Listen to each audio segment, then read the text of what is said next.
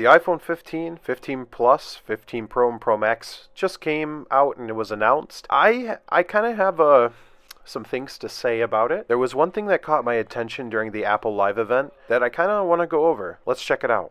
iPhone 15 Pro also has the new USB-C connector, but for our Pro models, we included a new USB controller in A17 Pro. So the iPhone 15 and 15 Pro Max will have a USB 3 controller built into the CPU. Now, the reason why I feel like this is problematic is because how often do we change the power management USB-C controller chips on other devices? Like, for instance, the Nintendo Switch. There are other phones that use these, like, not the USB-C controller chip, but like the TriStar on the iPhone, the Hydra on the iPhone, and so many other devices use some sort of battery management chip or some sort of USB controller. Now, obviously, we don't know if the iPhone 15, 15 Pro Max have some sort of dedicated chip that handles USB charging, but if it doesn't, then if everything is handled through the CPU and this chip dies, what's going to happen? Are we going to be able to fix that phone? Do we have to drill out the CPU and try to, like, save some lines or something?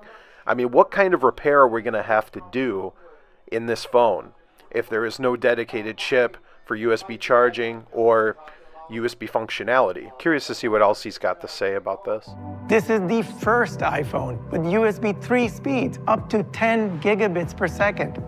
Using an optional USB 3 cable, that's up to 20 times faster than USB 2, enabling much higher transfer speeds. Okay, so that's all he's got to say about it. I really just wanted to talk about the USB 3 controller being built into the CPU and how problematic that is for repair. If you're going to build something into the CPU like USB, you probably shouldn't.